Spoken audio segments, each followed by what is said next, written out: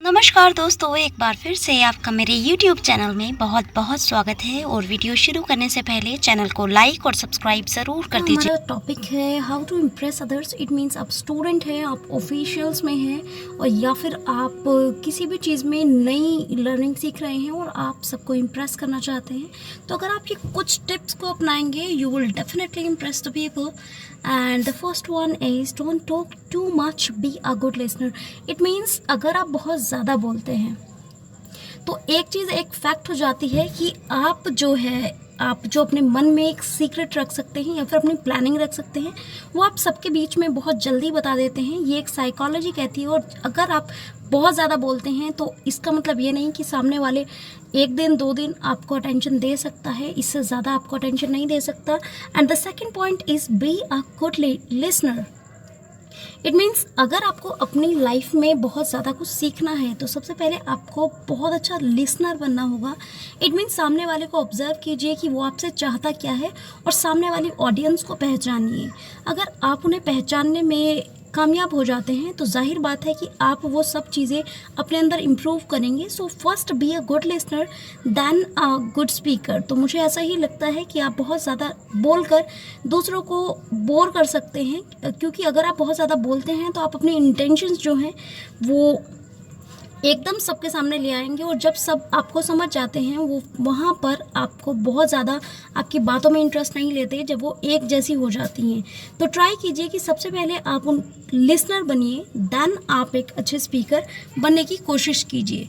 Then the second one is avoid to being arrogant, pedantic and digest appreciation. It means आप लोगों को अपनी तारीफ़ सुनना आना चाहिए। ऐसा होता है ना, कभी कभी हम बहुत ज़्यादा फूले नहीं समाते अपनी तारीफ़ सुनकर और बहुत ज़्यादा कुछ करने लगते हैं, तो बहुत ज़्यादा क्या होता है, बहुत ज़्यादा ओवर हो जाता है। Avoid to be arrogant. It means बहुत ज़्यादा, अगर हम बहुत ज़्यादा एरोगेंस में रहते हैं, किसी से कुछ सीखना नहीं चाहते, हमें ऐसा लगता है कि जो सामने वाला है वो एवरेज है और जो आता है हमें आता है। पेडेंटिक का मीनिंग यही होता है कि आप अपनी नॉलेज का शो ऑफ करें या फिर हर छोटी छोटी चीज़ों में कमी निकालना शुरू कर दें। कि अगर किसी ने खाना बनाया है, उसमें मिर्च थोड़ा ज़्यादा हो गया, तो आप क्या करते हैं, उसको टोकना शुरू कर देते हैं। और आपके टोकने की आदत इतनी ज़्यादा हो जाती है कि सामने वाले, जो भी आपके सामने बैठा होता है, या फिर आपको नॉलेज ज़्यादा होती है, मान लीजिए आप बहुत अच्छे शेफ़ हैं, तो लेकिन जो दूसरा बना रहा होता है,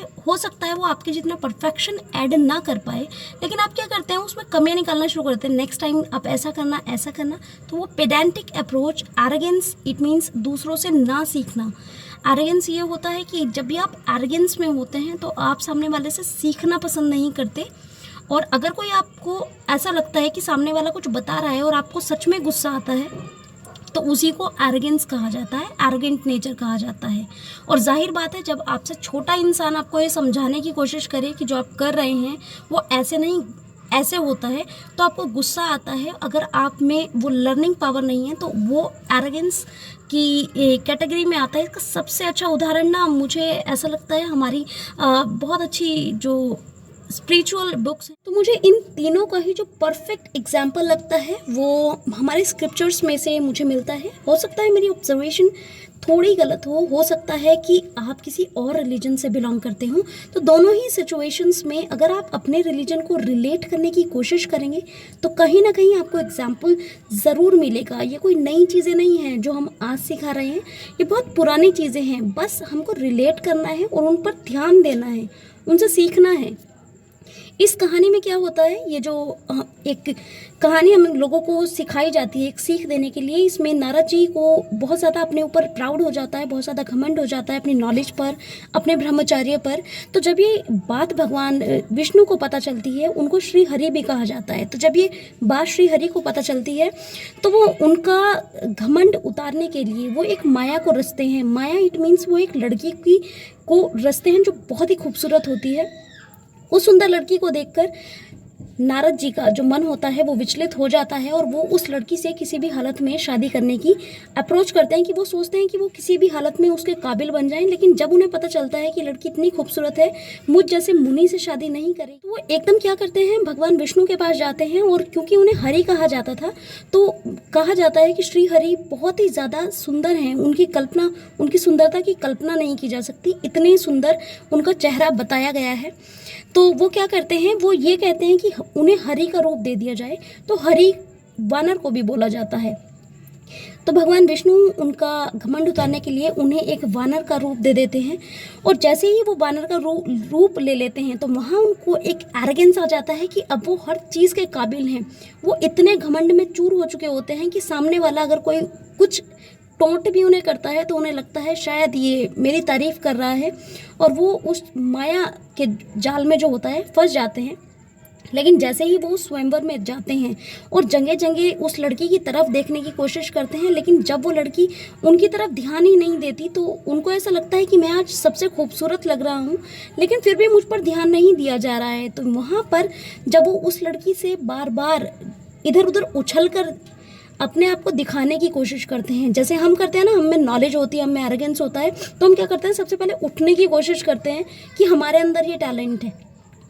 तो नारद जी भी ऐसे ही कर रहे होते हैं कि एरोगेंस में वो क्या कर रहे होते हैं कि वो दिखा रहे होते हैं मैं सबसे खूबसूरत हूँ। लेकिन वो लड़की क्या करती है, वो आगे जाकर वो जो माया होती है वो एक श्रीहरि के गले में वरमाला डाल देती है। जब कि वो वरमाला किसी और को डाल चुकी है, फिर वो मिरर देखते हैं। जैसे ही वो मिरर देखते हैं तो उन्हें पता चलता है मैं तो यहाँ वानर हूँ। तो उन्हें बहुत ज़्यादा गुस्सा आता है, और तब जब वो श्रीहरि से बात करते हैं तो वो उन्हें उनके एरोगेंस के बारे में बताते हैं कि किस तरह से आप में वो घमंड आ गया था ना, आप एक ब्रह्मचार्य होकर क्या कर रहे थे। तो जब हम ये चीज़ें करने लगते हैं, एक एरोगेंस में किसी से सीखना बंद कर देते हैं, सबको नीचे तोलने लगते हैं, तो हम इसी तरीके से हंसी का पात्र होते हैं। तो इससे हमें ये शिक्षा मिलती है कि हमें कभी भी जो आता है उसका घमंड नहीं करना चाहिए, और सामने वाले से को कभी भी नीचे नहीं समझना चाहिए।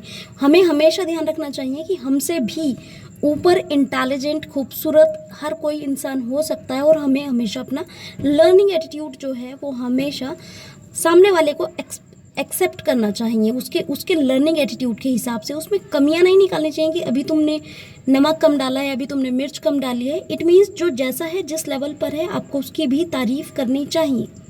कि अगर आपने खाना बनाया है तो आपको उसे अप्रिशिएट करना चाहिए कि नेक्स्ट टाइम जब तुम करोगे तो उससे अच्छा करोगे, ना कि आप ये एक्सपेक्ट कर लें कि आप जो कर रहे हैं वो, जैसे हमने यहाँ पर बताया कि अगर हमें एरोगेंस होगा, हम सीखेंगे नहीं, पेडेंटिक होंगे, तो हमें लगेगा कि जो सामने वाला करे वो उतना ही हाई लेवल पर करे, और हम जो है अगर कोई हमारी अप्रिशिएट कर रहा है तो हम वो डाइजेस्ट ना कर पाकर क्या करें, जगह जगह खुद की अप्रोच दिखाते घूमें। तो ये चीज़ें हम लोगों को नहीं करनी है, अवॉइड करनी है। सबसे निगेटिव पॉइंट रहता है ये हमारी लाइफ का, जो आजकल बहुत ज़्यादा लोग करते हैं। That is another one. That is the first, give chance to others. Don't try to show your talent every time. Wait for your turn. Have patience. It means सबसे पहले तो हमें सामने वाले को चांस देना चाहिए। दूसरा, हमें शो ऑफ नहीं करना चाहिए बहुत ज़्यादा अपने टैलेंट का। इट मीन्स अपने मुँह मिठू मियाँ नहीं बनना चाहिए। तीसरी, कि जब तक आपसे कहा ना जाए, कितनी भी सिचुएशन कैसी भी हो, आप अपने टैलेंट को प्रदर्शित नहीं करेंगे।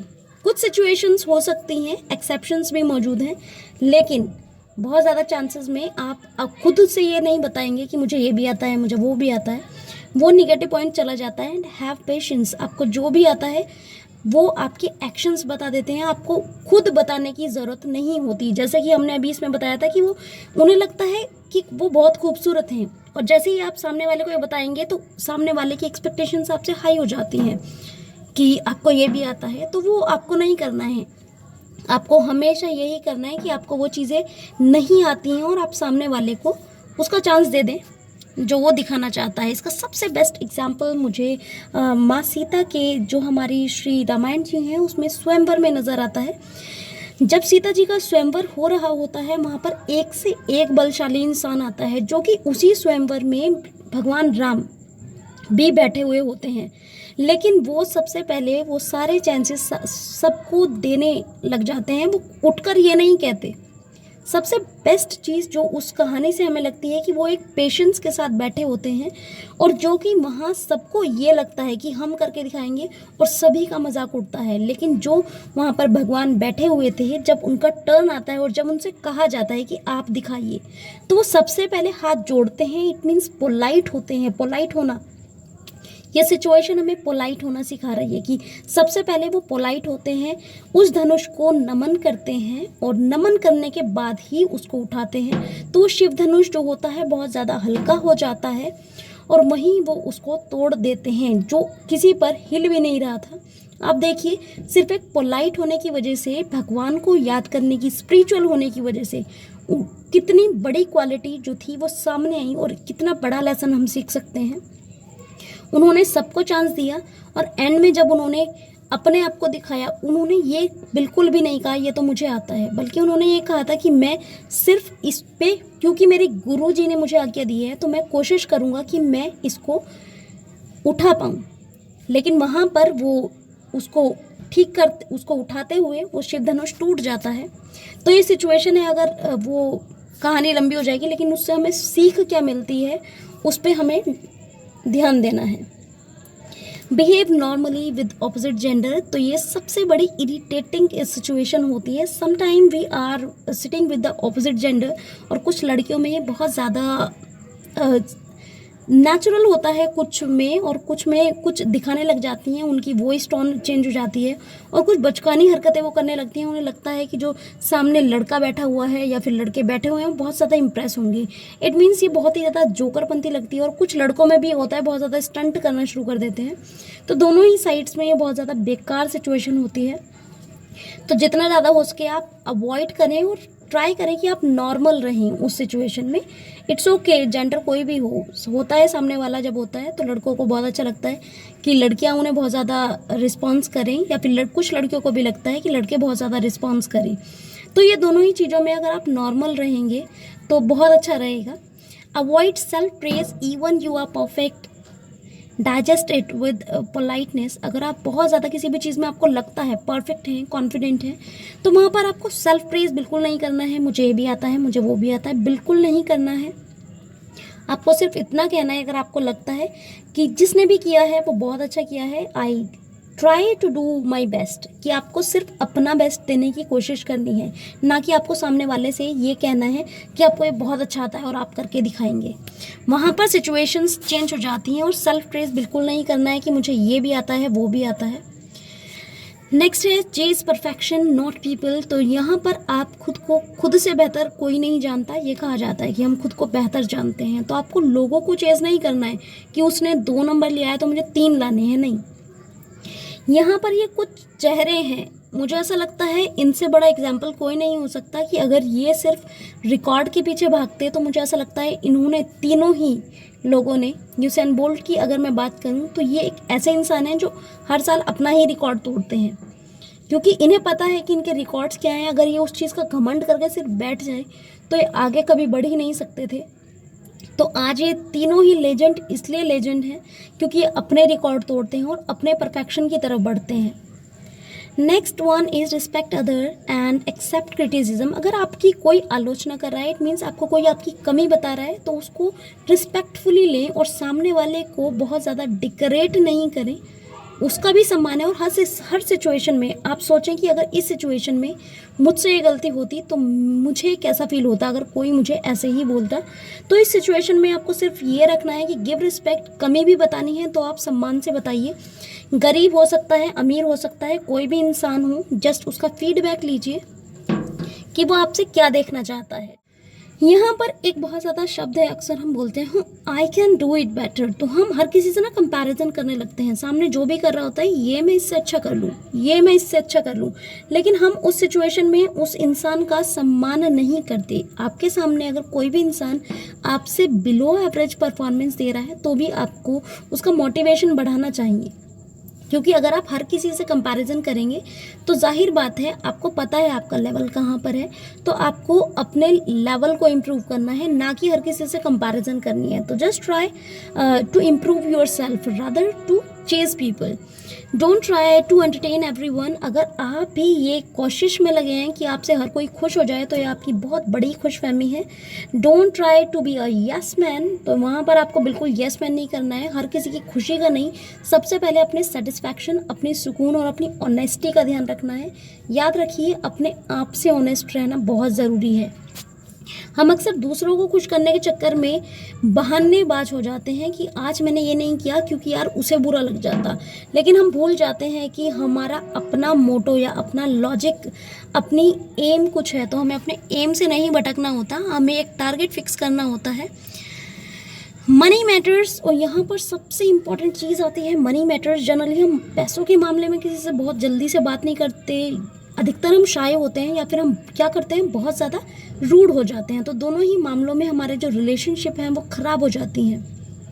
अगर आप किसी से भी मनी मैटर्स के मामले में बात करना चाहते हैं, और या फिर ऐसा होता है कुछ लोगों में मैंने बहुत ज़्यादा नोटिस किया है कि वो फ़ीस दे देते हैं, और फीस देने के बाद वो बहुत ज़्यादा ना टॉर्चर करने लगते हैं कि हमने तो फीस दिया हुआ है, हमारा काम पहले होना चाहिए, लेकिन वो भूल जाते हैं कि एक इंसान को 50, 100, 150, 200 सभी लोगों ने पैसे दिए होंगे और एक ही इंसान को वो काम करना है, और परफेक्शन भी सभी को चाहिए होता है। दूसरी चीज़ ये होती है कि आप किसी से पैसा उधार ले लेते हैं और उसके कहने के बावजूद भी कि वो उसे कहने की नौबत लाने तक आप उसका पैसा नहीं लौटाते हैं, तो किसी भी मनी मैटर्स को आपको बहुत सोच समझ कर हैंडल करना है, क्योंकि ये मामला एक ऐसा होता है कि अगर आप किसी को अपने पैसे दे देते हैं तो सामने वाले से रिश्ते अधिकतर ख़राब हो जाते हैं। तो अगर मनी मैटर्स आ रहा है तो आप किसी को अगर आपने दिया है तो उसको बहुत ज़्यादा थोपिए मत। नेक्स्ट टाइम ध्यान रखिए कि इस बंदे को हमें पैसे नहीं देने हैं, और अगर आपने किसी से लिया है तो उसके कहने से पहले आप उन पैसों को लौटा दीजिए, या फिर किसी भी इशू को बनने से पहले आप उस काम को मत कीजिए जो आपकी इमेज को दागदार कर सके। And thank you so much. अपने आप से ऑनेस्ट रहना है, खुद पे काम करना है। That's all for now. Thank you so much. Next time फिर मिलते हैं। Bye bye.